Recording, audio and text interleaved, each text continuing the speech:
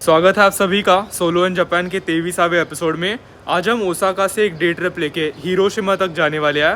Atomic bomb के डोम से लेके पीस मेमोरियल तक हम इस व्लॉग में सारी चीजें कवर करेंगे। आज का दिन काफी लेट शुरू हुआ, अभी सुबह के 10 बज गए हैं। नहा धो के और कपड़े बदल के हम हमारी बैकपैक लेके एक डे ट्रिप के लिए सेट है। सो हिरोशिमा यहाँ से 330 किलोमीटर है और ये 330 किलोमीटर की जर्नी हम शिंकानसेन की मदद से लगभग 1.5 घंटे में कंप्लीट करेंगे। आपको थोड़ा सा पर्सपेक्टिव देने के लिए, अगर मैं यहाँ से हिरोशिमा तक गाड़ी से जाऊंगा तो मुझे लगभग 4 से 5 घंटे लगेंगे। पर यार शिंकानसेन 300 किलोमीटर पर आवर चलने की वजह से हमारा बहुत टाइम सेव होता है। अब हाँ, शिंकानसेन इतनी तेज और इतनी एफिशिएंट होने की वजह से अगर कॉस्ट की बात की तो वो भी काफी ज्यादा है। एक राउंड ट्रिप शिंकानसेन का टिकट लगभग 22,000 येन का पड़ता है, जो अगर इंडियन रुपी में कन्वर्ट किया तो 10,000 रुपए के आसपास आता है। पर यही रीजन है कि निकलने से पहले मैंने बहुत एक्सटेंसिव रिसर्च करके ये पास खरीदा था। इस JR ऑल एरिया पास की वजह से हमें शिंकानसेन जैसे हाई स्पीड नेटवर्क पे अनलिमिटेड राइड्स मिलते हैं। और यार इस पास की वजह से हमारी कल की जो कानाजावा डे ट्रिप थी उसका शिंकानसेन कॉस्ट भी कवर हुआ था। तो ये इन अ वे एक लाइफ सेवर है। और अगर ये पास होता नहीं तो हमें इंडिविजुअली टिकट्स खरीद के बहुत एक्सपेंसिव पड़ता। By the way fun fact, इस पूरे 2 हफ्ते के जापान ट्रिप में मैंने सबसे ज्यादा इंडियंस यहाँ ओसाका में देखा है। मुझे लग रहा था कि टोक्यो में सबसे ज्यादा दिखेंगे। टोक्यो में इतने थे, होक्काइडो में 0 थे, ओसाका में इतने हैं। आज हम स्टेशन तक जाने के लिए मेन रोड से आए। यहाँ ओसाका में जो छोटी छोटी गलियां है वो कुछ ज्यादा ही छोटी है, इसीलिए कभी कभी मेन रोड पे जो पब्लिक है वो देखने में मजा आता है। हम आ गए हैं शिनसाइबाशी स्टेशन के एंट्रेंस पे। टाइमिंग देखो, हम आते आते ट्रेन आ गई। स्वागत है आप सभी का शिन ओसाका स्टेशन। मुझे याद है जब हम जिंदगी में पहली बार ओसाका आए थे तो हमने क्योतो स्टेशन से जो शिंकानसेन पकड़ी थी वो शिन ओसाका स्टेशन पर आई थी। ओसाका से 2 पॉइंट से शिंकानसेन चलती है, एक है ओसाका स्टेशन और एक है शिन ओसाका स्टेशन। पर हिरोशिमा जाने की जो शिंकानसेन है वो हम यहाँ शिन ओसाका स्टेशन से पकड़ेंगे। यहाँ पर वापस आके कितना अच्छा लग रहा है। मुझे ये सब याद आ रहा है, मैं बहुत फैसिनेटेड था कि स्टेशन के अलोंग एक रास्ता दिख रहा है। यहाँ पर इन लोगों ने बैठने के लिए ऐसी सुंदर सी जगह बनाई है। टेक्निकली पिछले ट्रिप में ये हमारा ओसाका में एंट्री पॉइंट था। Good memories. अब चलते हैं और हमारे शिंकानसेन का सीट रिजर्व करते हैं। तो शिंकानसेन के ट्रैक्स अलग होने की वजह से स्टेशन भी एक अलग फ्लोर पे है। बाप रे, शिंकानसेन के टिकट्स पे बहुत भीड़ है। ये देखो वेंडिंग मशीन कितने सारे हैं, इस साइड पे भी है, इस साइड पे भी है। यहाँ पर कितने प्लेटफॉर्म्स है देखो। हमारी ट्रेन जस्ट मिस हो गई, पर कोई नहीं, 7 मिनट में दूसरी शिंकानसेन आ रही है तो हम इस टिकट की मदद से दूसरे वाले को भी बोर्ड कर सकते हैं। और फन फैक्ट, हमने कोई सीट रिजर्व नहीं की जस्ट बिकॉज वो जो भी लाइन थी उसमें भीड़ कुछ ज्यादा ही थी। और शिंकानसेन में नॉन रिजर्व के बोगीज भी होते हैं, तो हम सिंपली उस बोगी में चढ़ेंगे।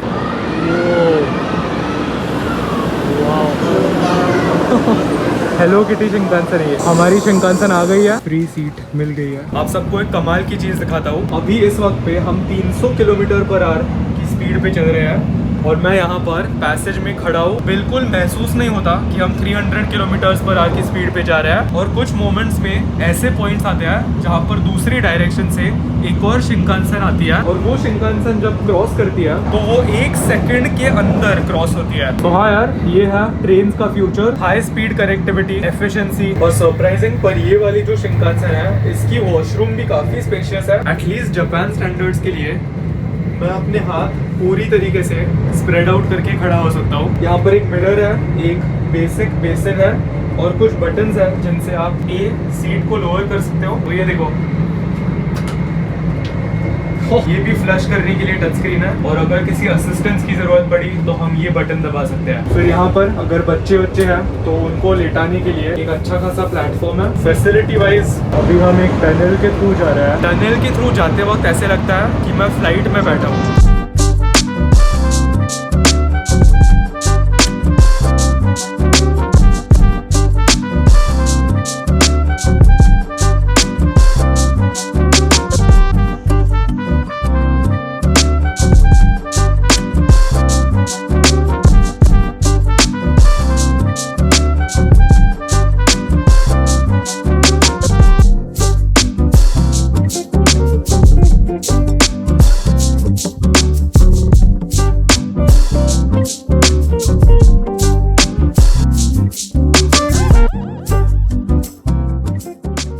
अपने ट्रेनिंग सेशंस को नेक्स्ट लेवल पे लेके जाने के लिए मेरे फेवरेट प्री वर्कआउट रैथेक्स को जरूर चेकआउट करना। वूडू ब्लैक यानी कोला फ्लेवर की लिंक मैं नीचे डिस्क्रिप्शन बॉक्स में डाल दूंगा। और हम पहुंच गए हैं। स्वागत है आप सभी का हिरोशिमा। यहाँ आकर बहुत ही क्रेजी लग रहा है। हम सब ने बचपन से हिरोशिमा की हिस्ट्री बहुत पढ़ी है। तो स्टेशन से बाहर निकलते हैं और इस जगह को एक्सप्लोर करते हैं। ओह स्पीड देखो, बाप रे, वाओ।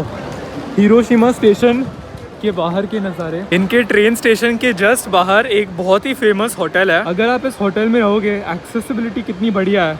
ठीक नीचे बस टर्मिनल है, लेफ्ट साइड पे ट्रेन स्टेशन है। हमें लेनी है बस, तो हम यहाँ से जाएंगे नीचे। हमें जाना है प्लेटफॉर्म नंबर 2 पे। यहाँ से हिरोशिमा की लूप बस चलती है। तो ये लूप बसेस हर 10 मिनट में चलते हैं। हमारा जो अनलिमिटेड रेल पास है वो बस में भी चला। तो इन लोगों ने सारे बसेस को अलग अलग फ्रूट्स और वेजिटेबल्स के नाम दिया है। अभी हमने जो बस ली वो लेमन रूट वाली बस थी। वैसे ही देखो ऑरेंज रूट वाली भी है। तो हम हिरोशिमा कासल आ गए हैं। ये कासल ओरिजिनली 1500s में बनाया था, पर एटॉमिक बॉम्बिंग की वजह से पूरा का पूरा डिस्ट्रॉय हो गया था। अब इसके जो भी रिमेन्स है वो हम देखने के लिए जा रहे हैं। यहाँ के थोड़ा ऐसे अजीब सा लगता है क्योंकि एटॉमिक बॉम्ब इस एरिया के रेडियस में बहुत साल पहले ड्रॉप हुआ था। तो क्रेजी। इसके एंट्रेंस पे प्लांट्स है बहुत सारे, इसीलिए डक करके जाना पड़ता है। वाव, ऐसे ट्रीज के बीच में थोड़े थोड़े स्टोन रिमेन्स दिखाई दे रहा है। कासल तो बड़ा सुंदर है। ये देखो, ये कासल का एंट्रेंस है। ये कुछ कमाल का स्टोन एंग्रेविंग लग रहा है। तो इस कासल को मैंने कई फोटोज में देखा है, पर फोटोज के कंपैरिजन में उसकी हाइट थोड़ी सी ज्यादा है। कितने फ्लोर्स का है मैं एग्जैक्टली जानता नहीं। थोड़ा सा बेहतर व्यू। और लोग ये कासल एंटर करके सबसे ऊपर के पॉइंट तक गया। वहाँ उस फ्लोर पे एक डेक जैसा है, डेक या बालकनी टाइप की चीज, जो भी एंट्रेंस के लेफ्ट साइड पे एक बहुत ही शांत सी नदी बह रही है। पूरी इस कासल के बारे में हिस्ट्री है। अलग अलग आर्टिफैक्ट्स, अलग अलग पोस्टर्स, उस टाइम उन्होंने जो वेपन्स इस्तेमाल किए थे वो भी उन्होंने लगाया है। ये देखो सोल्जर्स का सूट। भाई कासल के अंदर के जो रूम्स है वो देखो कितने मस्त लग रहा है। पूरा इनके अंदर तातामी फ्लोरिंग भी है। उस टाइम जो भी कटलरी इस्तेमाल हुई थी उनके पुराने जमाने के टेक्स्ट बुक्स भी यहाँ पर प्रिजर्व किया है। और ये है सबसे ऊपर की बालकनी टेरेस एरिया, जो हमने नीचे से देखी थी। काफ़ी कॉम्पैक्ट है, चलने के लिए ज़्यादा जगह नहीं है, पर एटलीस्ट इससे पूरा ऊपर से व्यू दिखता है। हमने कासल को ऑल द वे वहाँ से देखा था। सो ये है हिरोशिमा की थोड़ी सी मॉडर्न एरिया, जिसे खामियाचो कहते हैं। ये कम्प्लीटली ऑपोजिट है। बहुत बड़े बड़े बिल्डिंग्स है, अंडरग्राउंड पाथवेज है और ऊंचे ऊंचे कमर्शियल कॉम्प्लेक्सेस भी। हम इस एरिया में लंच करने के लिए आए हैं। भाई ये एरिया हिरोशिमा लग ही नहीं रही है। हिरोशिमा ये सुन के बहुत ही एंशिएंट ट्रेडिशनल वाइब्स आते हैं, म्यूजियम्स आते हैं, कासल्स आते हैं। ये कम्प्लीटली ऑपोजिट एरिया है। हमारा रामेन लंच स्पॉट। बहुत भूख लगी है, तो मस्त पेट भर के लंच हो गया है। अभी हमारे आंखों के सामने वो स्पॉट है जहाँ पर एटॉमिक बॉम्ब ड्रॉप हुआ था। खुद के ऐसे आंखों से जो भी रूइंस है वो सब देखने में थोड़ा अजीब लग रहा है। ये है एग्जैक्टली वो स्पॉट जहाँ पर ऊपर आसमान से एटॉमिक बॉम्ब गिर के एक्सप्लोड हो गया था। यहाँ पर एक पूरा क्रेटर बना हुआ है। ये नज़ारा देख के काफ़ी बुरा लग रहा है, नॉट गोना रहा है। ये नज़ारा देखने के बाद कुछ मोमेंट्स में मैं बहुत ही स्पीचलेस हो जाता हूँ, जब ऐसे आंखों से पूरे रूइंस दिखाई देते हैं। उफ। और ये वर्ल्ड वाइड इतना हिस्टोरिक इवेंट है, हमने बचपन से इसके बारे में पढ़ा है।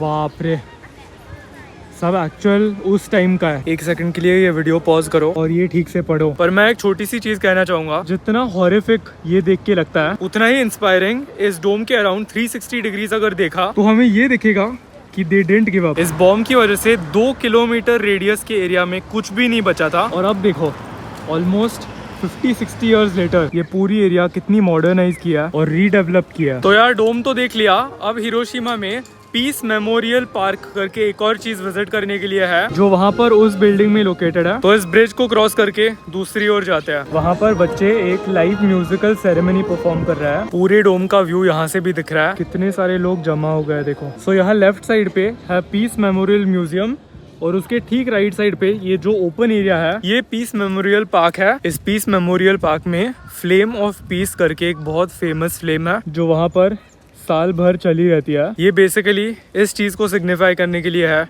कि फ्यूचर में हमारा वर्ल्ड एटॉमिक वेपन से फ्री हो। ओरिजिनल बॉम्बिंग की वजह से जो आग लगी थी उसकी वजह से ये सीलिंग पूरा काला काला हो गया है, ये उस टाइम का है। ओ भाई, ये पूरा का पूरा बेसमेंट वैसा का वैसा है। माय गॉड, सच बोलूँ तो काफ़ी टेरराइजिंग है।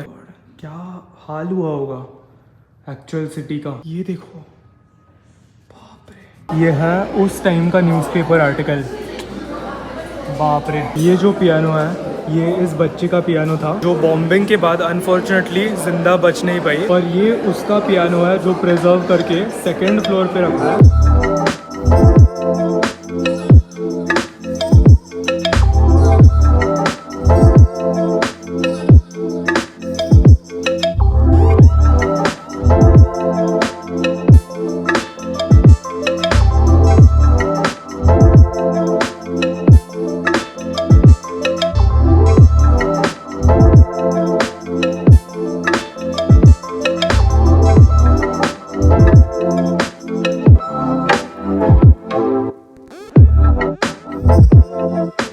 हमारे अगले डेस्टिनेशन तक जाने के लिए हमें लेनी पड़ेगी एक फेरी। टिकट्स अपेरेंटली वहाँ पर मिलते हैं, तो चलो इस ब्रिज को क्रॉस करके जाते हैं। यहाँ पर हर चीज एडवेंचरस है। मियाजिमा कोनो पास हो आते क्यों सारे मस्का।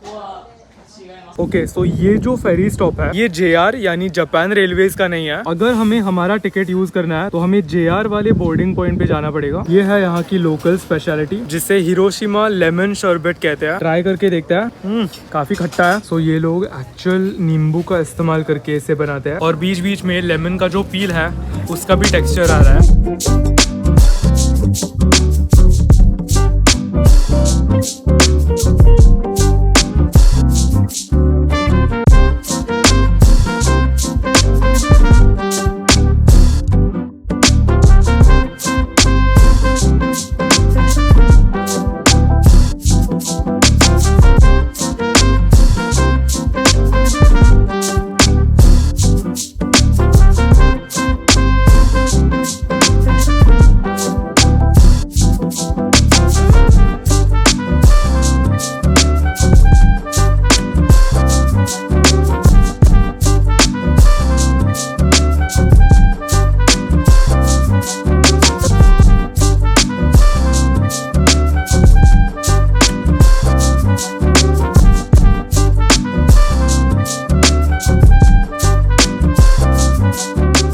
मैं शब्दों में डिस्क्राइब नहीं कर सकता कि मैं इस वक्त पे कितना ज्यादा इम्प्रेस्ड हूँ। हिरोशिमा सिटी के अंदर एक ट्रेन चलती है, एक प्रॉपर ट्रेन, और ये ट्रेन सिटी के अंदर चलने के बाद सिटी के आउटस्कर्ट्स तक यहाँ फेरी स्टॉप तक आती है। जस्ट द फैक्ट कि इन लोगों ने कनेक्टिविटी इतनी अच्छी बनाई है is the reason I believe कि जापान में इतने सारे टूरिस्ट आते हैं। और इन सारे सिस्टम्स की वजह से हम सिटी के कौन से भी पार्ट से सिटी के बाहर के कौन से भी पार्ट तक आराम से जा सकते हैं। मैंने ये ट्रेन 1 घंटे के लिए ली, सिर्फ 220 येन में, मतलब ऑलमोस्ट 100 रुपए में मैंने सिटी के एक कोने से यहाँ मियाजिमा आइलैंड तक एक पूरी 1 घंटे की जर्नी 100 रुपए में की। नहीं यार, इससे तो मैं बहुत ही ज्यादा इम्प्रेस्ड हूँ। ये कोई मामूली सी ट्रेन नहीं है। सिटी के बीचों बीच गाड़ियों के साथ साथ जैसे हमारी मेट्रो चलती है वैसे उन्होंने एक पूरी ट्रेन सिस्टम बनाई है। एनीवेज यार, स्टेशन के एकदम बाजू में यहाँ पर फेरी टर्मिनल है। ये प्रॉपर JR का फेरी एंट्रेंस है, तो हमें एक सेपरेट टिकट खरीदना नहीं पड़ा, पर इसके साथ साथ हमें एक 100 येन का टैक्स टिकट खरीदना पड़ा, जो ऑनेस्टली ठीक ठाक है। वाओ, फेरी कुछ ऐसे दिखती है। हमारी फेरी यहाँ पर आने वाली है एग्जैक्टली 5:25 को, यानी 10 मिनट के बाद हम फेरी को बोर्ड करेंगे। गाड़ी यहाँ पे क्या कर रही है? ये देखो, हमारी शिप आ रही है। वाओ, ये एक्चुअली मेरी एक्सपेक्टेशन से काफी बढ़िया है। अब शायद ये फ्लैप ऐसे बंद होगा। वाओ, ओ भाई, यहाँ से गाड़ियाँ भी निकल रही है। Oh my God. अच्छा, तो ये जो भी गाड़ियाँ पार्क है उनको आइलैंड पे फेरी के थ्रू जाना है। क्या आप सब रेडी हो? ओह नाइस भाई, सही है। हम ऑफिशियली फेरी के अंदर आ गए हैं। चारों ओर समुंदर। ऊपर चल के देखते हैं। ओ भाई, और हम एकदम सही टाइम पे आया, पीक गोल्डन आवर। अभी हम सबसे ऊपर वाले फ्लोर पे आए हैं। ये है कैप्टन की केबिन, और यहाँ से हमें सबसे अच्छा व्यू दिखने वाला है। नीचे समुंदर, यहाँ पर शहर। हम जाएंगे वहाँ। एकदम मस्त गोल्डन आवर पे हमारी फेरी मियाजिमा आइलैंड पर पहुंच गई है। ये है मियाजिमा पोर्ट के सामने का व्यू। ये देखो, पोर्ट निकलने के जस्ट बाद हमें एक डियर मिल गई है, ऐसे रैंडमली रोम अराउंड कर रही है। इस आइलैंड के वाइब्स मुझे बहुत ही ज्यादा पसंद आ रहा है। ऑल्सो ये देखो, आप सबको लॉसन नाम का कन्वीनियंस स्टोर पता है राइट? अब यूजुअली लॉसन के जो भी बोर्ड्स होते हैं और जो भी थीम्स होते हैं वो सारे ब्लू होते हैं। यहाँ पर देखो, मियाजिमा आइलैंड के पुराने विंटेज वाइब्स को मैच करने के लिए इन लोगों ने एक पूरा वुडन लॉसन बनाया है। और फेरी पोर्ट के जस्ट सामने आई थिंक यहाँ पर एक डियर पार्क है जो एक्सप्लेन करता है कि स्टेशन के बाहर इतने सारे डियर्स क्यों घूम रहे हैं। और ये जो थीम है इसकी यूनिफॉर्मिटी उन्होंने अच्छे से मेंटेन किया। यहाँ पर अलग अलग स्ट्रीट फूड के स्टॉल्स भी है, तो आप यहाँ से खाना लेके सी साइड उस खाने को एंजॉय करने के लिए यहाँ पर बैठ सकते हो। बहुत सारे लोगों ने एग्जैक्टली ये किया है। ओशन साइड एक पूरा फुटपाथ है। हम जैसे जैसे कोस्ट के पास आ रहे हैं वैसे सैंडी टेक्सचर बढ़ गया है और समुंदर के पानी का जो स्मेल है वो बढ़ रहा है। पर इस पाथवे की और आजू बाजू के घरों की जो ट्रेडिशनल ब्यूटी है वो अभी भी सेम है। हम ऑफिशियली बीच तक पहुंच गए हैं, पर हम मियाजिमा आइलैंड ये सारी चीजें देखने के लिए नहीं आए हैं। यहाँ का सबसे फेमस टूरिस्ट अट्रैक्शन मेरे आंखों के सामने है। स्वागत है आप सभी का इत्सुकुशिमा श्राइन। ये है मियाजिमा आइलैंड का सबसे famous tourist attraction. High tide के वक्त ये जो ऑरेंज गेट्स है वो पानी में फ्लोट होते हैं। माय गॉड, क्या आप सब रेडी हो? क्या अनरियल नज़ारा है, मैं शब्द नहीं है मेरे पास डिस्क्राइब करने के लिए। सनसेट पीछे से हो रहा है, हम सीधा उसकी ओर चलते हुए जा रहे हैं। अनबिलीवेबल है ये। मैंने जापान में अब तक बहुत सारे श्राइन्स देखे हैं, पर इस श्राइन का लोकेशन उन सारे श्राइन्स को बीट करता है।